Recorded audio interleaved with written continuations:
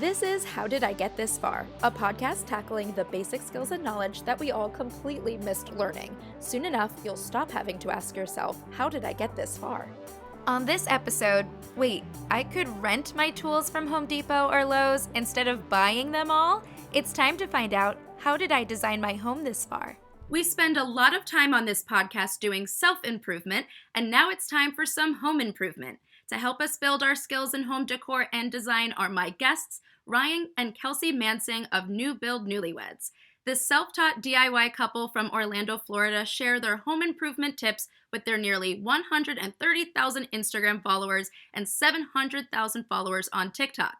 They are also the winners of Jeffrey Court's 2020 All-Star Renovation Challenge with their renovation of their bathroom.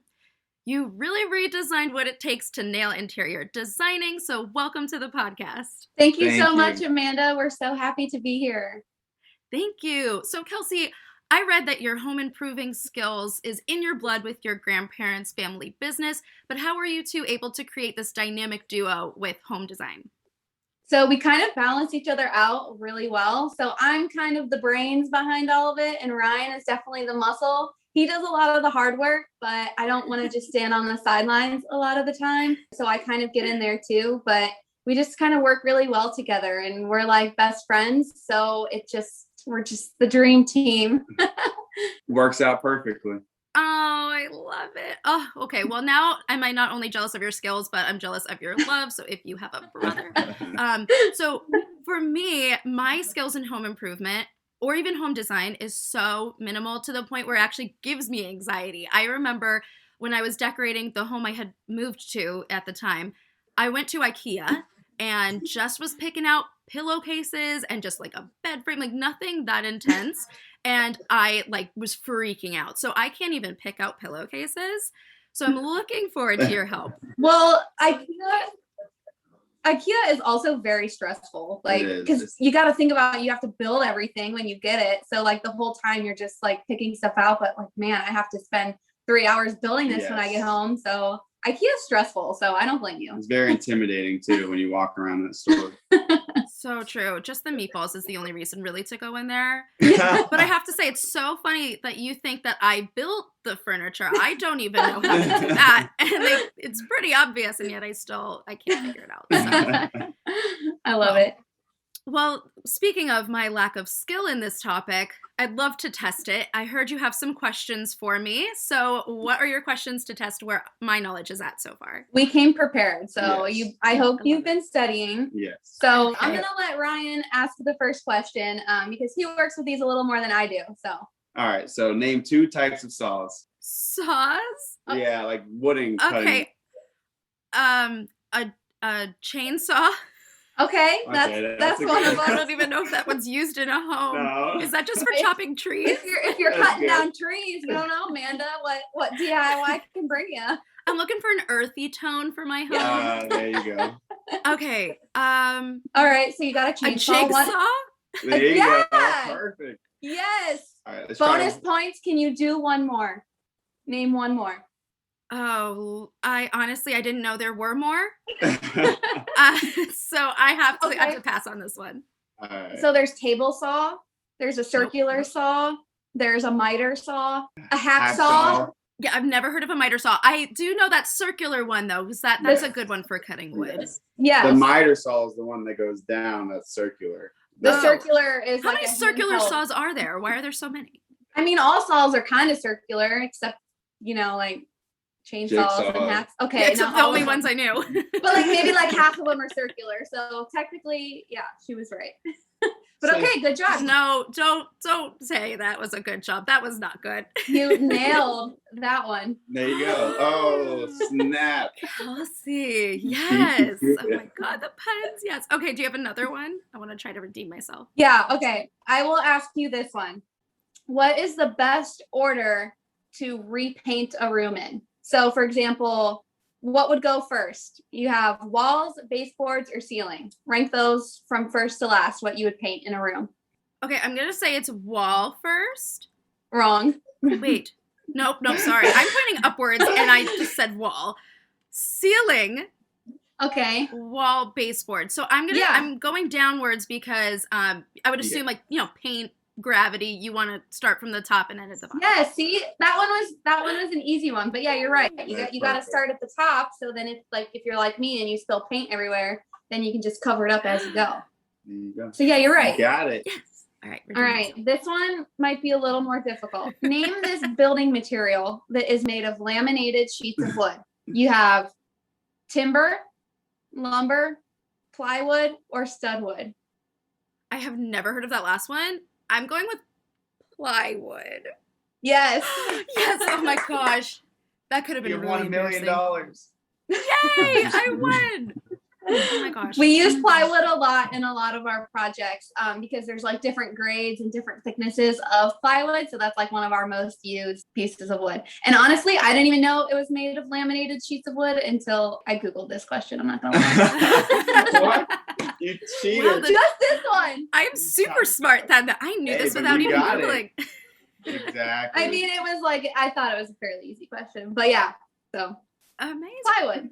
All right, I feel a little bit more confident. The beginning was a little brutal, but now I think I'm ready to continue this conversation. There Okay. you go. All right, so I'm going to switch over and ask you guys some questions. All right. Alright. Sounds good. Take the pressure off of me because I'm like sweating. Let's start with some of the tools. So we touched a bit on saws, but I know there's a whole spectrum of types of tools. So what are some of the basic tools, maybe some power tools even, that are necessary for improving a home? Our most used tools are, you got your nail gun, you got your miter saw, you got your drill, and then your basic tools like your hammer and your leveler and screwdrivers and stuff like that. We suggest getting any and all tools that you can, but one tip that is like a kind of fun fact that a lot of people don't know is you can rent tools from Home Depot and Lowe's. You can rent them for a day. You can rent them for a couple days. And honestly, before we had a lot of our tools, we would just like go rent them and it would be like $20 for the day and we could do the whole project. And also Lowe's and Home Depot will make cuts for you. They have miter saws and they have giant like table saws. And if you're super nice to them and bat your eyelashes like Ryan does, What? they will do a lot of cuts for you. So that saves a lot of time too. Yes. So And if you don't have the vehicle, it's easier for them to cut down the pieces to the smaller sheets so you can fit it in your vehicle. So, I mean, there's a lot of ways that you can DIY even without owning your own tools, but those are definitely the basics. The miter saw, drill, and nail gun. We definitely use those for every project. Wow, that I did not know about renting and the batting my eyelashes. That's probably the biggest tip I'm going to take away from this. But perfect. Okay, cool. That actually, I thought that was going to be very stressful to understand, but that was great. You guys had great tips with that. Yeah. Okay, so a lot of, I guess, home improvement is a little bit visual, so I'd love to kind of touch on decor as well. My first question, though, is, we'll touch on DIY, but what about your favorite stores to shop for some home decor things? So I'll answer this one because Ryan is not a big shopper. He would rather just wait in the car or if there's like a Dick's Sporting Goods around. Yep. I honestly love shopping everywhere, anywhere and everywhere. So I do get a lot of stuff from Amazon just because it's so convenient to get it shipped to you. But I love Home Goods. I love Hobby Lobby, Kirkland's, Marshall's. Target is like my number one. Like I will go to Target any day of the week. Just ask me and I'm down for a Target run. Yes. Poor Ryan. Yes, Yeah. always. Like, what do you want to do today, babe? I don't know. Let's just go to Target and walk around. Yeah. Yes, you're speaking my language. Yes. That's my thing, too. But honestly, I love to get a lot of stuff from Facebook Marketplace too, because you can find some really unique and cool stuff that like might be one person's junk, but could be like your treasure. So I look everywhere for decor. Yeah, and we'll talk more about painting and things like that soon, but we'll go to my next question, which is about kind of defining what your style is. Because I know there's a lot of ways to decorate a home, and I think it can be very overwhelming to find what's your style. So do you have tips on that? So honestly, when people always ask me like what our style is, I always just say our style is us. Cute. So it's like, I like a ton of styles. I love obviously modern farmhouse. That's like our most influential, like So cute. we're mostly modern farmhouse, but I like bohemian. I like mid-century modern. I just like everything and I like to mix it. So what I typically say our style is modern farmhemian, which is like farmhouse / bohemian. But I just like to say our style is us because I just get pieces that I like and I try not to follow design trends just because they do change so often. But if you're having trouble finding your style, just find something that you love, like a piece of decor or a couch or a wall color or something. Just find what you love and just try to build off of that. Pinterest and Instagram and even TikTok are great places to learn about decor. There's so many different styles out there, some that I literally didn't even know existed. So there's kind of just a style for everybody. And I don't think it should be super stressful because, just make your home what you love because it's your home. It should reflect you. So that is such good advice. Yeah, do whatever makes you feel good, right? yes, you do you. Yes. And what are your thoughts on this like Feng Shui concept? Like, do you think it matters the way you decorate your home? Like, does it actually like affect the rest of your day? Or is it like, look, this is my home. I like my TV there. I like my couch there. That's it. I think to an extent, it does like affect your day. Like for us, our house is really open concept and we have a lot of windows and there's a lot of natural light. Like I feel like that like instantly puts me in a good mood having it so open and just bright and airy in here rather than I feel like a closed space that's like crowded and not a lot of light would just make me feel like tired and sleepy and just not have good vibes for the day. But at the same time, I feel like you can put your TV wherever you want. You can put your couch facing whatever you want. I don't think all that matters as long as it just, makes you happy. Yeah. What about with color? Like, what are your thoughts about, like, are you more of like a neutrals? Do you think like a pop of color makes sense? Should it be really colorful? Like, I'm sure it's more like, whatever you want. Yeah. But do you have any thoughts on that too? I think anybody who follows us on Instagram or TikTok knows what our color scheme is. Just looking at just, a handful of pictures. We are a very neutral color scheme. Yes. Lots of grays and whites. And we like black accents, and we have a lot of wood tones and greenery and stuff. For me, I just feel more comfortable decorating in that aspect, just because colors, when you do like bold, bright colors, it's hard for your whole house to flow together, room to room. Like if I have one green room and one blue room, like how do I make those flow together? So I feel like neutral is like a good base to start with all across your home, at least for us. And then you can sprinkle in colors whenever you want. Like for holidays, for example, we love to go ham on Christmas. Yeah. And we have like a theme each year. This past year it was like green, like forest green. We added all throughout the house and it just felt like so Christmassy because it was, pop of color and it was like not something we were used to. So I feel like we're definitely more neutral, but I applaud those who decorate with a lot of color because I don't know, I can't do that. Yeah, I'm more of a neutrals as well. But I totally want to talk about decorating your home for the holidays. Yeah. That's so fun that you don't just do, okay, here's the normal like Christmas stuff, here's the normal Halloween stuff. You create kind of a theme within the theme. Yes. So what are some other tips you guys have with decorating for the holidays? So each year, whenever I get out our Christmas decor, I lay everything out to see what I have, and then I try to purge and sell and get rid of at least half of it. Oh, so you don't just have it buried under a bed or hidden in an attic or anything? Oh, we do. So we actually have a closet that I call the Winter Wonderland closet. And whenever I feel sad and missing, Christmas, I just go sit in the closet because there's like 35 little Christmas trees in there. Yeah. And that's just the Christmas closet.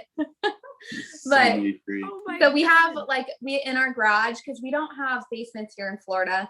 So we miss out on a ton of storage there. So in our garage, we have ceiling mounted shelves. So all of our Christmas decor is up in bins up there. So I literally don't look at it by the time we put it up there until I get it back out.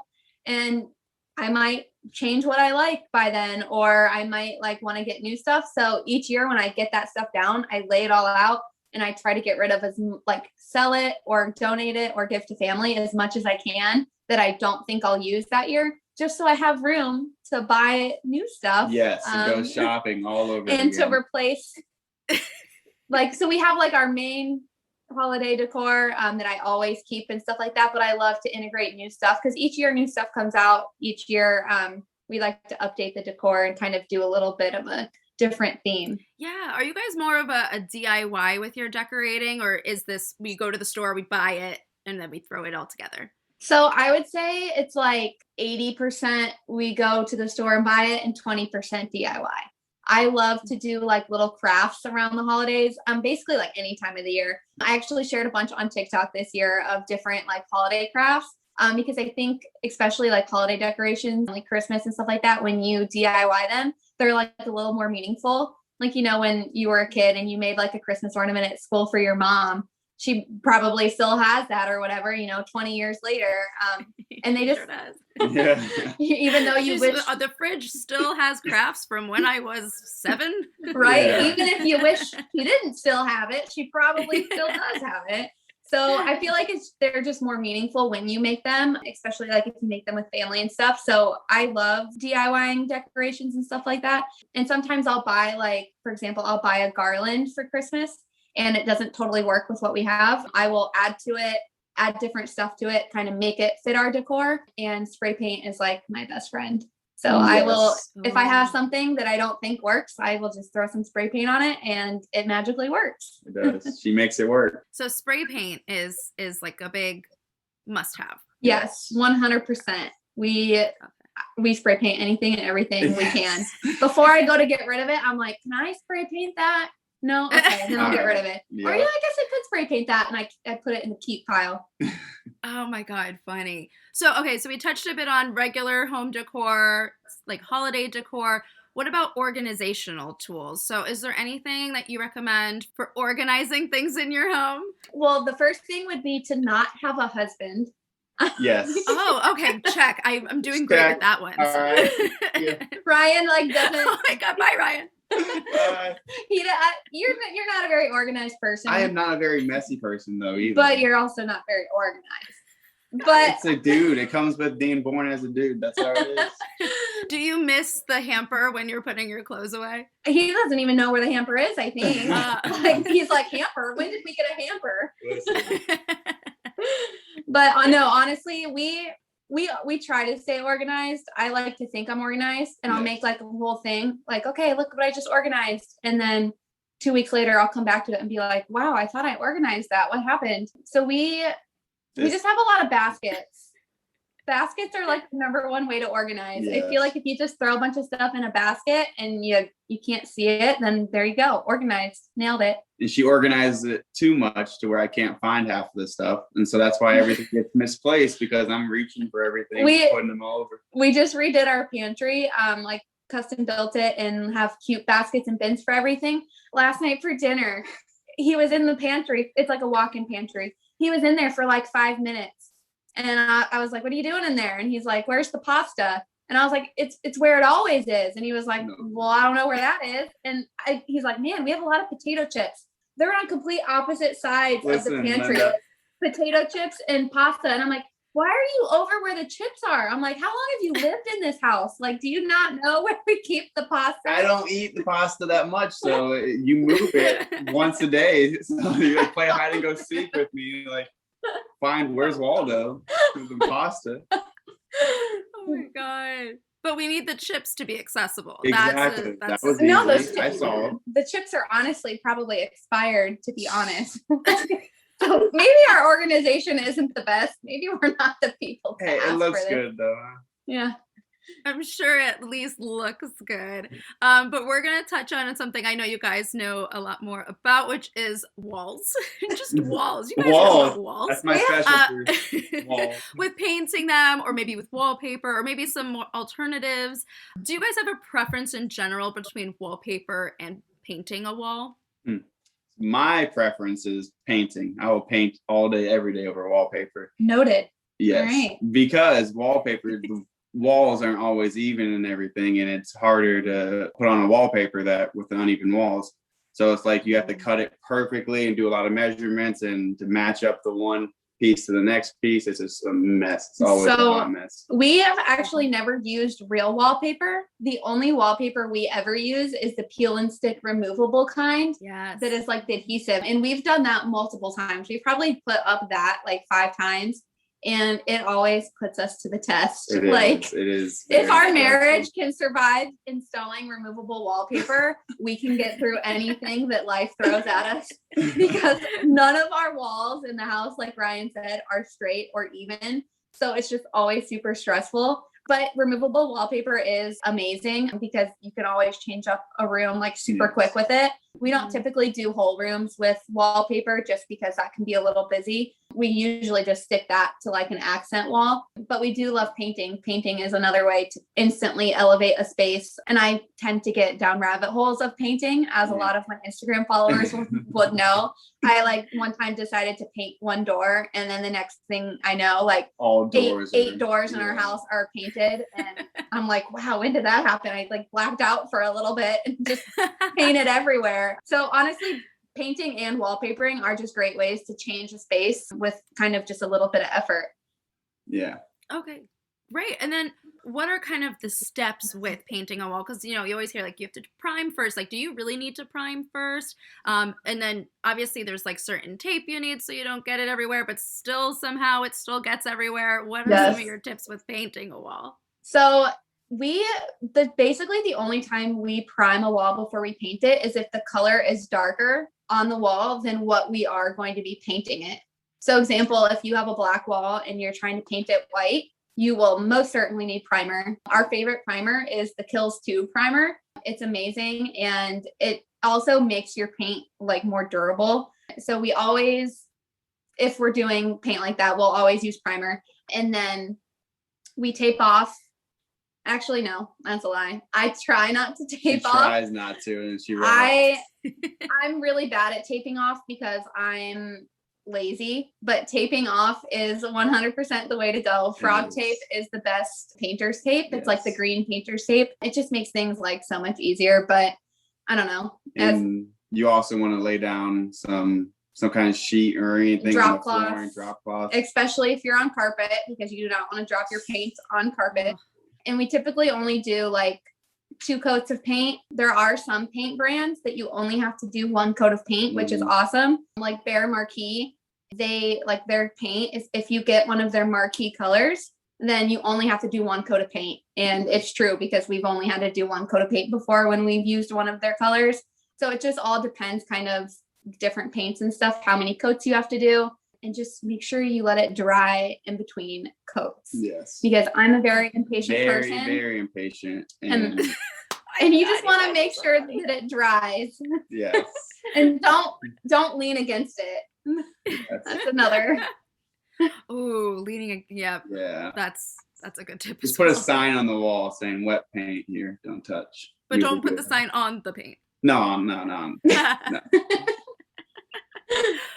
Okay, I have another question when it comes to walls. Is installing a shelf? So we're sort of circling back to home improvement stuff, but I literally don't even know how to hang something up on a wall. I will admit it.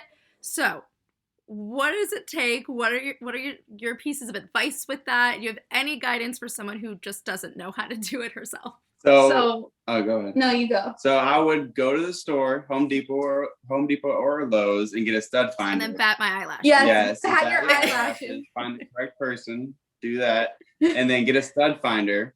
And then you have some cheap ones there, and then just use That's how I found Ryan. Yes, the stud finder. It must have been broken though. No, it was on purpose. You got it.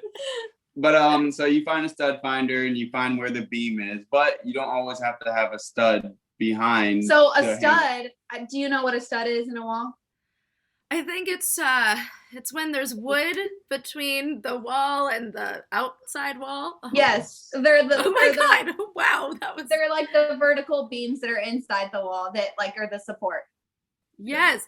And so, nailed it. So if you have that directly where you're going to be nailing or screwing in anything, you will need a stud finder to find that. But if not, they have these wall anchors that you just put into the drywall, and then you screw in whatever screw you're using, and it hangs and holds it strong. The wall anchor expands in the wall and like kind of holds what you're using in there. But definitely try to hit studs when you are. Especially heavy, not pictures or paintings. If they're not too heavy, you don't have to worry about that. But if it's a heavy item, you want to try to hit studs or use the anchors. I use command strips a lot too to hang stuff. Everything, command strips, everything. Bury me with my command strips because I am a fan. But all of a sudden we'll be watching TV downstairs and you hear bang. What was that? It's not true. Yep, command strip. Command strip. Well, I am a command strip girl as well, but that's out of my laziness. So I feel a little bit more confident now that I've confirmed what it is that a stud is. So I feel a little bit better. All right. Our last topic is about floors, or maybe this could also go with counters, but with picking out the type of floor, because I know there's hardwood floors. You can obviously do carpets. You can do rugs.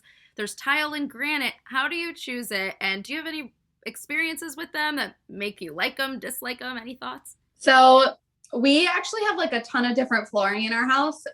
Our main level is carpet as well as wood look tile. And then we have luxury vinyl planking upstairs in our main areas upstairs, and then like more tile and carpet. We love the wood look on floors. So like vinyl planking, actual hardwood floors, but they're not as durable as tile. So when we found our wood look tile, we were like, oh my gosh, this looks like real wood and it's so durable. It's waterproof, holds up to pets and kids. So we definitely love tile on the floor. And a lot of people are worried about it being cold, but we live in Florida. So we like that the floor is cold because it feels good.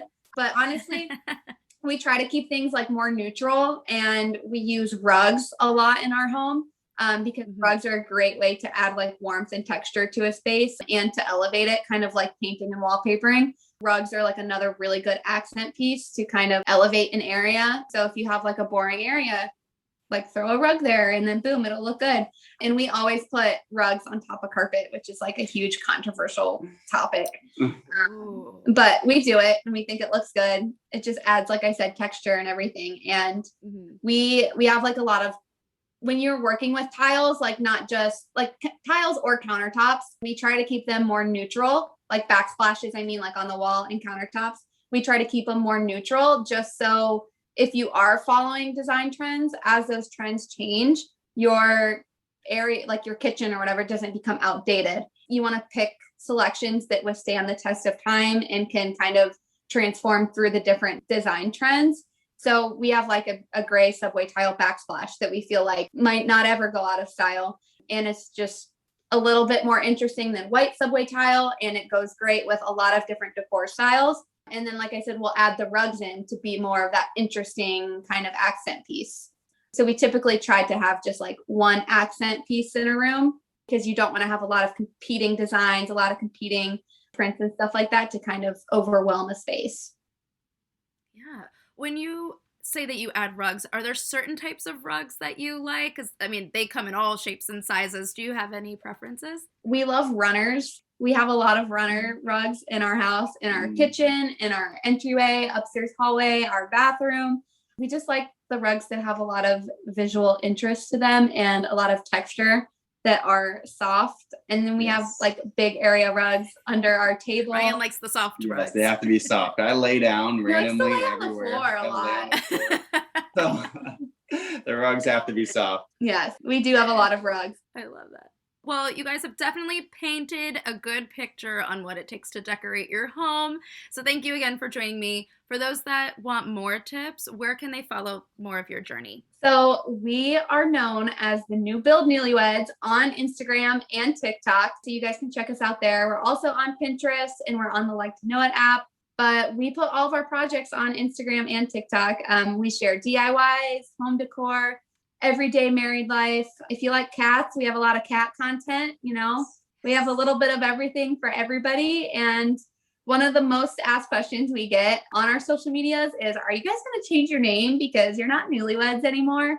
And I always say, we're always going to be newlyweds. There's no expiration date. It's kind of like a mindset. So just check us out. We're always going to be the NEWBUILD Newlyweds. I love it. When did you guys get married? When was the start of your marriage? I will let Ryan answer this one. 09/16/17. September 16th, 2017. Ryan passed, ding, ding, ding. I rehearsed that. So we've been married a few years, but honestly, the more projects we do, the more our relationship grows, and it kind of keeps us together. And we always kind of stay in that newlywed mindset, and we just like to have fun, and we're always building something new. Yeah. So new build newlyweds. There we are. Just going to keep it. Yeah, keep it. I love it. I think that's a great way to look at your relationship, and it's very inspiring. Obviously, you guys are such a joy to talk to, so thank you so much. Thank you so much for having us. Yes, thank you. It's been so fun, and we were honored that you asked us to be a part of your podcast. Oh my gosh, of course, you guys are literally so precious. You are relationship and home decorating goals. This has been an episode with wall-to-wall advice on home renovations. Catch us next week as we furnish you with more life hacks and advice on basic skills. Bye for now. Bye. I hope this episode helped. Please subscribe, rate, and review to support the podcast. And follow along for more hacks, tips, and failed attempts on Instagram at HowDidIGetThisFarPod. Well, that's as far as we will get for now. I'm Amanda Ogun. Thanks for listening.